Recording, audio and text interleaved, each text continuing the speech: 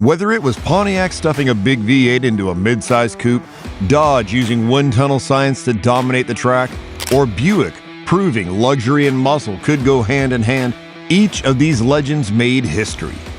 Some were built to break speed records, others to bring performance to the masses, but all of them left their mark in a way no one saw coming. These are some of the classic muscle cars that shocked the market. The Pontiac Tempest GTO. In the early 1960s, Pontiac wanted to cash in on the trend of buyers looking for fast, powerful machines. But the idea of developing an entirely new sports car from the ground up wasn't financially appealing. At the time, their lineup mostly consisted of large, heavy models which didn't seem ideal for a true performance-focused vehicle. That's when young engineer John Z. DeLorean came up with the brilliant solution. Instead of designing something new, he proposed dropping a massive 396 cubic inch V8 into a lightweight, intermediate-sized Tempest coupe, creating the Tempest GTO, an optional performance package for the existing model. For just $295, buyers could upgrade to a high-powered 396 V8 that produced 325 horsepower in its standard setup, or even a stronger 348 horsepower with a tri-power configuration. But not everyone at Pontiac was convinced. The company's sales manager dismissed the GTO package as a niche offering, predicting that it would struggle to sell more than 5,000 units per year. He couldn't have been more wrong, because over 32,000 were sold in its first year alone. The Dodge Charger Daytona. Production numbers of the Daytona were limited, with only 504 units made specifically to meet homologation requirements. Dodge had already introduced the Charger 500, but despite some victories on the track, it didn't perform as well as they had hoped. In response, engineers took things further, crafting a machine with a completely reworked front end, flush-mounted rear glass, and an enormous rear wing. One of the Daytona's biggest achievements was its aerodynamics. It was among the first cars shaped using wind tunnel testing, and it even managed an astonishing 217 miles an hour top speed in a near-stock setup. Under the hood of the Charger Daytona was a potent 440 V8, but for a select few, Dodge went even further. Around 70 of these cars were fitted with the legendary 426 Hemi, making them even more formidable, the Chevrolet Bel Air. The biggest automobile breakthrough in 1955 came from Chevrolet with the introduction of their now legendary small block V8 engine. The 265 cubic inch powerhouse was lighter than the six-cylinder engines that had been the norm. In its standard form, it produced 162 horsepower, but with the optional Power Pack package, output climbed to 180 horsepower. Featuring a 4-barreled carburetor and dual exhaust, this engine turned the freshly redesigned 1955 Bel Air into an affordable yet capable performance car. What truly set this engine apart was its ability to rev up to 5,500 RPMs, delivering far more power than Chevrolet had officially claimed. By late 1955, Chevrolet introduced an additional upgrade, the Power Kit, which pushed the engine's output to 195 horsepower.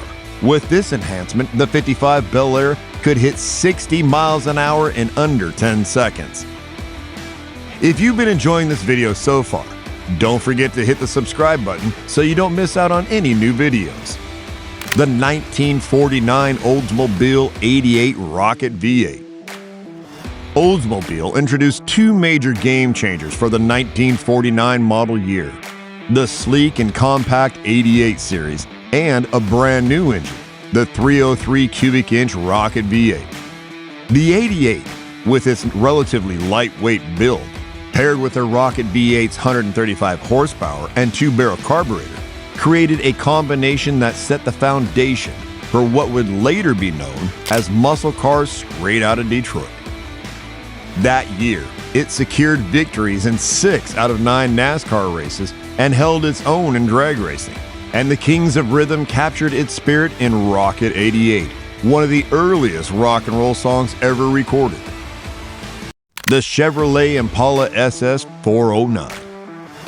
The Super Sport, or SS package, holds a special place in muscle car history, bringing high performance to the everyday driver. This was one of the first truly fast yet affordable cars, and it all began when Chevrolet decided to adapt its 409 cubic inch truck engine for passenger vehicles. With only minor tweaks, the engine could crank out an astonishing 409 horsepower, which meant the Impala could launch from 0 to 60 miles an hour in just 6 seconds, a level of performance usually reserved for Corvettes at the time. To capitalize on this, Chevrolet introduced the SS package as a mid-year upgrade. It came with bucket seats, sporty trim, and an additional styling cues.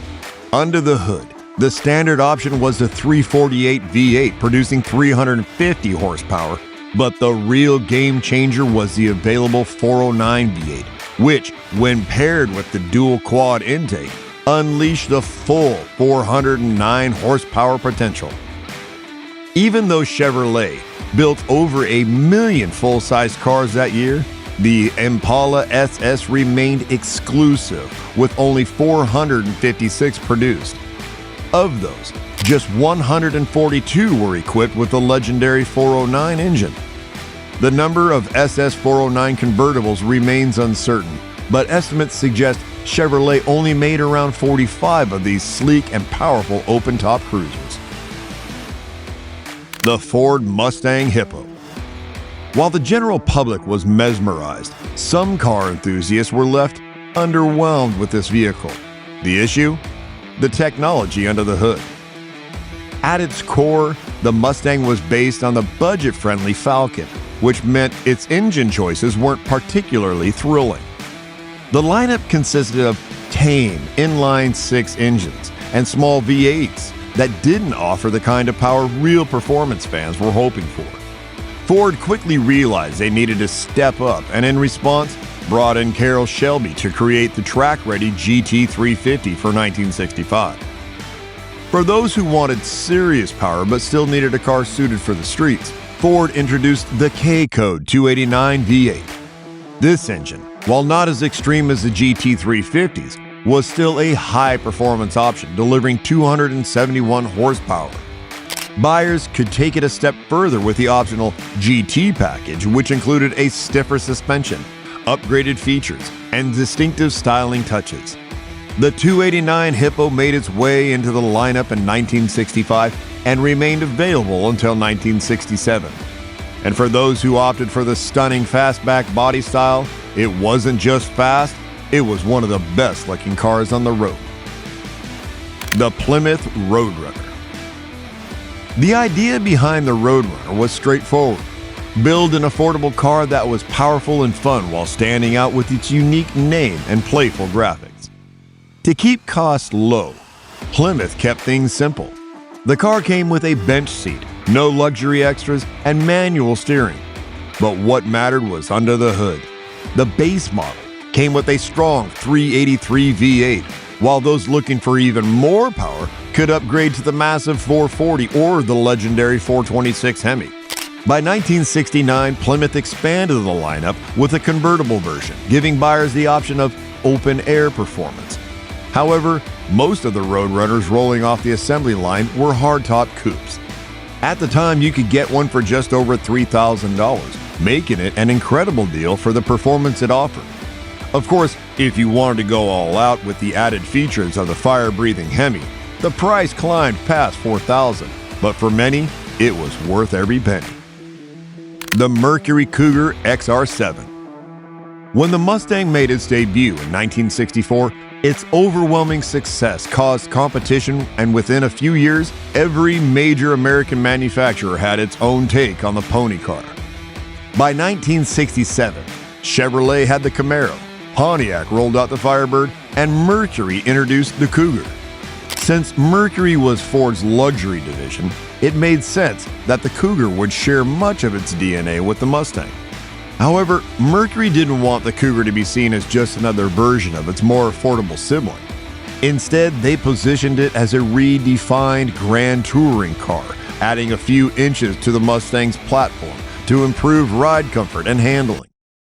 Unlike the Mustang, which offered smaller six-cylinder options, the Cougar came exclusively with V8 engines, reinforcing its focus on performance.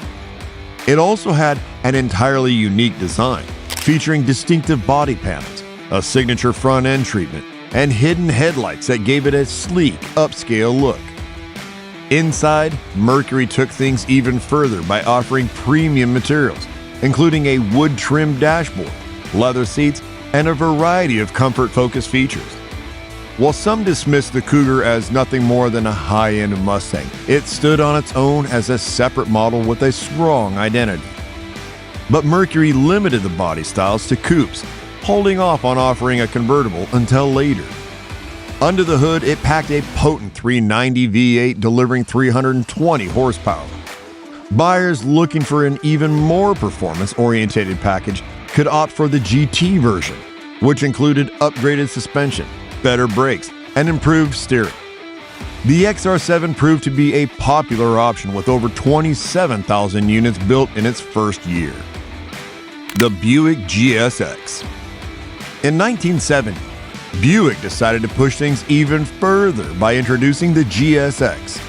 Short for Grand Sport Experimental, the GSX was the ultimate performance model in Buick's lineup. It wasn't just a regular Grand Sport.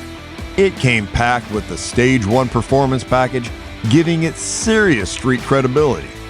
But what set it apart was the bold styling, something rarely seen from Buick at the time.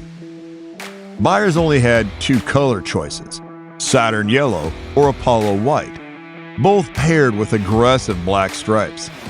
The car featured a functional hood scoop, front and rear spoilers, and side stripes, all riding on signature rally wheels.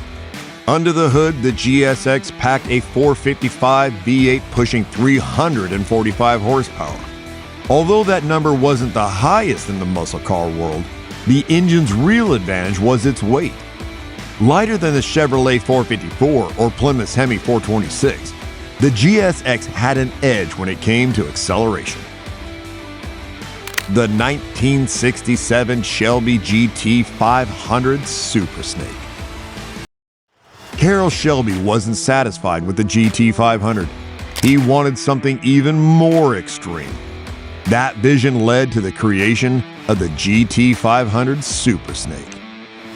With a monstrous 427 V8 lifted straight from Ford Le Mans winning GT40 race car, producing an astonishing 500 horsepower, this beast of an engine propelled the Super Snake past 170 miles an hour.